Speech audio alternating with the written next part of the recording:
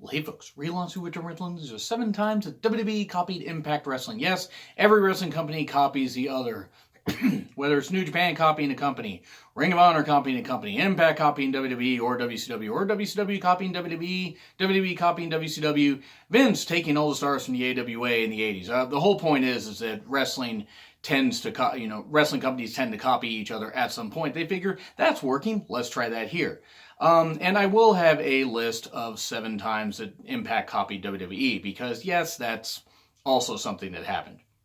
That's not even going to be me necessarily ripping on Impact.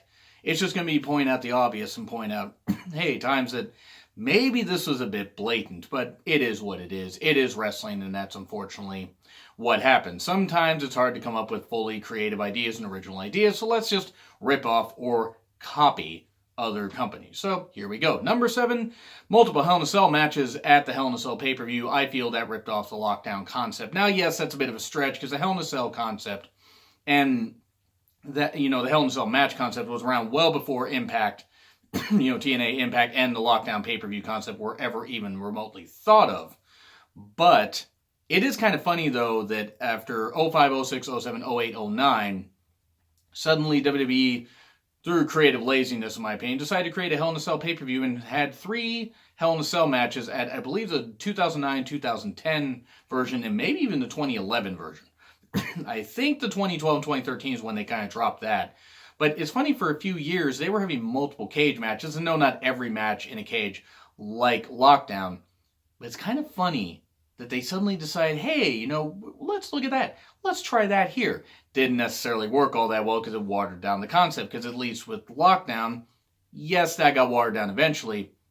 But they came up with creative ways to use the cage and everything and, have matches actually mean something. Start outside the cage. Have, maybe we don't talk about the 2007 electrified cage match between LAX and Team 3D. That was shit. Not because of the workers, because of the concept. But by and large, Impact got the whole concept of Lockdown correct. WWE doing it with Hell in a Cell, not exactly the best idea. And then we move on to number 6. And it hasn't happened yet as of the recording of this video, but the Evolution pay-per-view, because Impact did it first with the Knockouts shows, the all-Knockout shows, when their Knockouts division was on fire. And even when it wasn't, they were bringing in women and having one-night-only knockdown pay-per-views. I mean, I think one was called Knockouts Knockdown. I don't know, but I know that that Impact did multiple knockout-only pay-per-views or special shows, which is something that WWE maybe should have gone with before. But, of course, they're behind the times when it comes to that, and they're nothing if not wanting to leech off of what other companies did. And yes, again, Impact did stuff too where they ripped off WWE. I'll get to that in another countdown. But I feel like, and I'm happy for the women in WWE. Do not get me wrong. I mean, and whether they worked for Impact, whether they worked on the Indies, whether they worked in New Japan, whether they were, not New Japan, but new Japanese women's promotions, whether they worked in WWE for a while. All the women in WWE that are there now have worked, by and large, have worked very hard, and I'm very happy for the women to get this big stage. Just saying that Impact did it first. That's really all I'm saying. Whether they did it better or worse remains to be seen, because Evolution hasn't happened yet. But the Knockouts pay-per-view concept and, knockout-only show concept was done before WWE ever thought of doing it. Anyway, now to number 5, the Red Hell in a Cell, which was the Terror Dome, the steel cage. By the way, big shout out to Evelina Tweets for pointing that out. I think it was actually around the Hell in a Cell pay-per-view that she said, hey, you should do a list like this. And so that's why I'm doing this. So sorry for not shouting you out in the beginning of this video. Hopefully you're watching by this point. Thank you, Evelina Tweets, for suggesting this. Very appreciative. Yes, the Red Hell in a Cell was just basically the Terror Dome. That's all it was. Thankfully, nobody had to climb out the roof, that little hole in the roof. That was the one part of it. The Terror Dome looked cool, but that part I didn't necessarily agree with. That was a bit dangerous, to make people climb a really high cage to get out a hole that, was big enough for a person to get through, but it was still dangerous with a lot of scary bumps. Wrestling isn't ballet, but why take unnecessary risks? The Red Hell in a Cell came across fine. It did come across fine, but that was instantly what I thought it was, a Terror Dome match. It's ridiculous. Absolutely fucking ridiculous. Impact did it first. I think they only did like 2 or 3 of those that I can think of. But still, the first one they did was like 2008. And this is 2018, so, Impact was 2008 and WWE is 2000 late. There's such a fucking old joke. But yeah, the Red Hell in a Cell, clearly a ripoff. Number 4, the Ultimate Deletion between Bray Wyatt and Matt Hardy. And you can even go with the New Day and Wyatt Family Compound battle, that kind of stuff. I didn't necessarily care for the Final Deletion, Ultimate Deletion, the Delete or Decay stuff. I thought it was a little goofy, but credit to Matt, Jeff, and everybody involved for coming up with something different. And they were entertaining, they were silly and goofy. So that's fine. That's certainly fucking fine. I have no issue with that. And yeah, once Broken Matt Hardy came in there, I understood they were going to do an Ultimate Deletion, and I'm glad they did. It was more of a highlight package of like the respective ones that they did, but it was what it was. The one that I'm going to focus on a lot is the New Day Wyatt Family Compound thing, because it was so obvious. I'm just like, holy fuck. And it wasn't even that good. And it could have been something good, and it wasn't. It was just them ripping that off because they were like, hey, this looks realistic and goofy. Let's do it. And it went over like a popcorn fart because they didn't have the creative minds behind it. The Bray Wyatt, Matt Hardy Ultimate Deletion thing. The House of Horrors match between Bray and Orton. A lot of that stuff WWE just can't do right. Sure, Impact gets a little bit goofy. Like, they did some stuff for Bound for Glory. I think with Rosemary and Sue Young, I believe. Or they did something where there were these weird special effects going on. And it was really, really odd. And I didn't quite get it. But Impact at least seems to be embracing the goofy stuff. Even if I don't care for that the same way I didn't care for it in Lucha Underground. It has a place in those promotions. It doesn't necessarily belong in WWE. Even though WWE's goofy, they just can't do it right. They just can't. And this proved it. And number 3, Glenn Jacobs. Because it was a fucking ripoff of Joseph Park. I mean, yes, Kane had lost his mask a while ago. Well before Abyss did. And then Kane brought back the mask in 2012. And then suddenly in 2013 was Corporate Kane. With his coffee mug and everything. The director of Operation Abbott. That was pretty funny. Credit to Glenn Jacobs for making that his own. And doing his best. But Impact did it first. By having Abyss unmasked. And having the whole Joseph Park Abyss thing. Joseph Park, being a lawyer. Him and Abyss being the same person, but not realizing they're the same person. Yeah, the Impact did it first. And it was so obvious. The first thing I thought about, I saw Glenn Jacobs, Kane, as Corporate Kane. I'm just like, fucking Joseph Park. Why? I mean, the Joseph Park thing I didn't even really care for. I mean, even though I like Abyss, I think Abyss severely, underappreciated for all the shit that he did to his body and everything.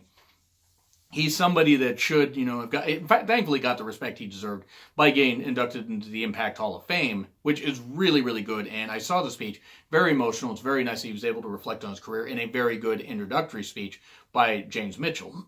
But yeah, the Glenn Jacobs thing was Joseph Park ripped off. Glenn was funny, Kane was funny, but it was still a ripoff and a blatant one. Number 2, Lay Cool. I love Layla. I tolerate Michelle McCool. Michelle McCool was a very good wrestler. I just never necessarily cared for her. I didn't necessarily buy her as the best wrestler that they said she was. She's a good wrestler. The Faith Breaker was the Styles Clash, but it is what it is. Michelle McCool did well and did the best she could in a time where WWE did not care about women's wrestling to try her best to add her spin and help it the best she could. Layla, I always felt was a little bit better. That's my opinion. Maybe I'm a little bit biased. But Lay Cool, the Mean Girls type, it was a ripoff of the Beautiful People, of Angelina Love and Velvet Sky that were doing it before. Who, yes, okay, I never necessarily cared for Angelina Love as a worker or Velvet Sky as a worker. Angelina was better. Velvet seemed to somehow regress. That's my opinion. But they did the Mean Girls shtick better. They did it better. They were also less scripted in Impact, where WWE was scripting Michelle McCool and Layla too much. And the whole Piggy James thing, which wasn't either of their fault, Layla or Michelle McCool. I'm not blaming them. But the Beautiful People did it better. And much as I love Layla, and again, her and Michelle McCool had a really, really good dynamic, but I just feel that Impact did it better. And number 1, the Women's Revolution, which is the Knockouts division on a bigger stage. Now, to be fair, Impact did kind of give up on presenting their women really, really well by 2011 because they, at one point, I think, maybe it was 2012, but they had Eric Young and ODB as the Knockouts tag team champions. Yes, a guy being a Knockouts tag team champion.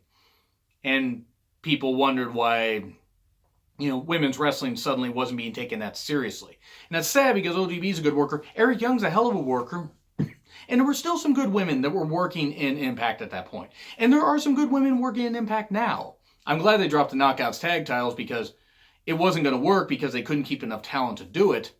But the whole point is the Knockouts division set the standard for women's wrestling on a big stage. There were other indie promotions that were doing it also.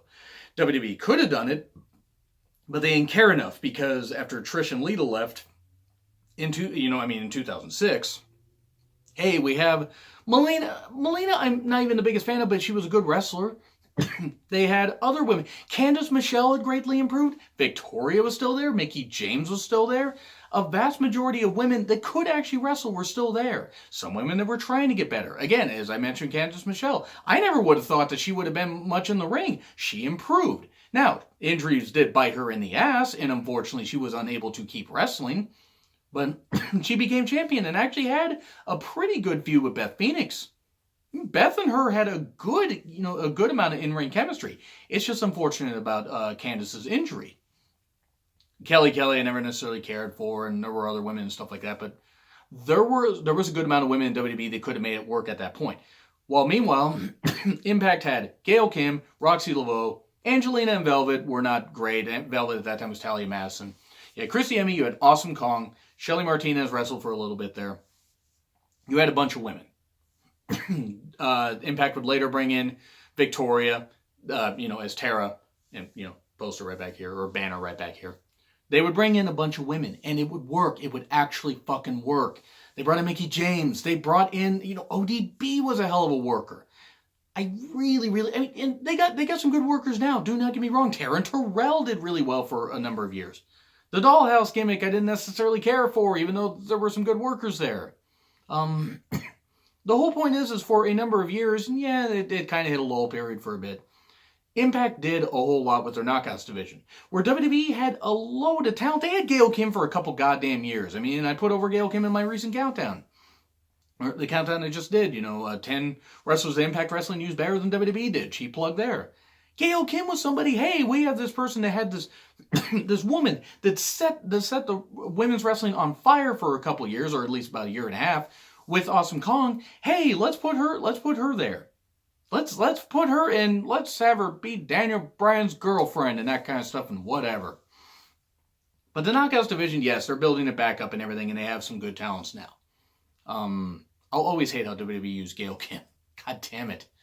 I'm not even Gail Kim's biggest fan, but even I recognize she's goddamn talented and deserved a whole lot better than she got.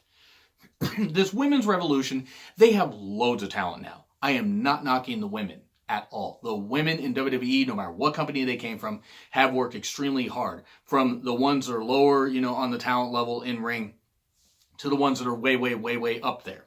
To the ones that have competed in the Mae Young Classic, no matter their age, no matter where they're in their late teens, early 20s, no matter if they're near 40, and still kicking ass. By the way, I do want to clarify this, because it seems like in my Mae Young Classic reviews, and I have received constructive criticism about this. I do want to clarify just here at the end.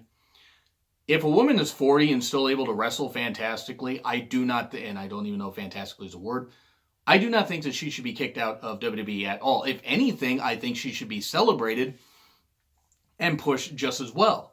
Because some women don't even hit their prime until they're in their mid-30s. Because experience breeds success, and they are able to show just how much they've learned and how well versed they are in the ring.